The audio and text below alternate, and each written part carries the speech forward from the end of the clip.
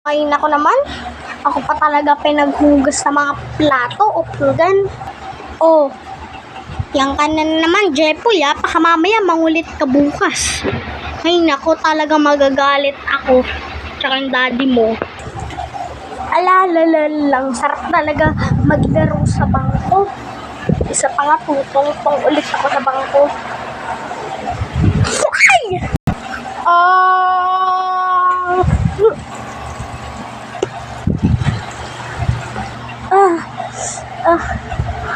Hala, may dugo na ako. Aray,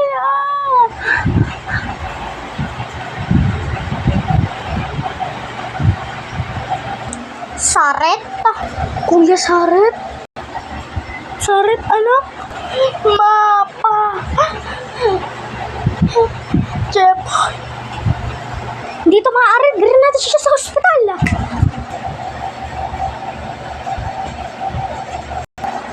Pasensya na po, ma'am, sir. Ayun, dito sa resulta na nakita ko, nakalagay dito ay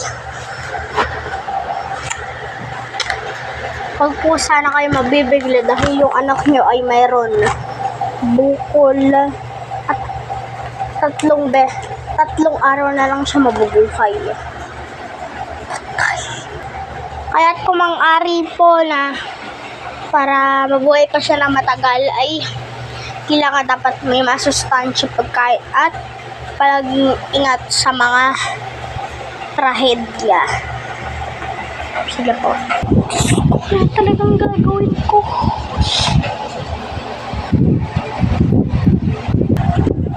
Ma'am, sir, good news. Ayun dito sa nabasa ko. Gising kong anak ninyo. Talaga to? Ano?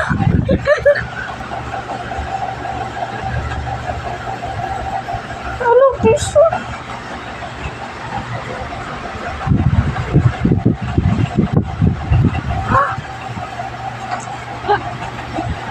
Ma!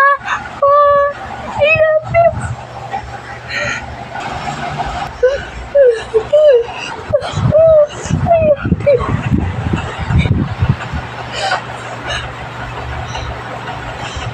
Maraming salamat naman po nakasama ko kayo. Nagpapasalamat din ako dahil buhay ka pa. Anak. Bye.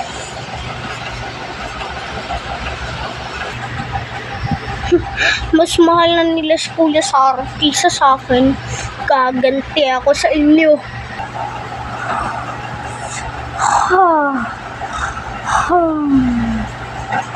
Sobrang himbing ng tulog nila, ha? Ano kayang gagawin ko para mamahal?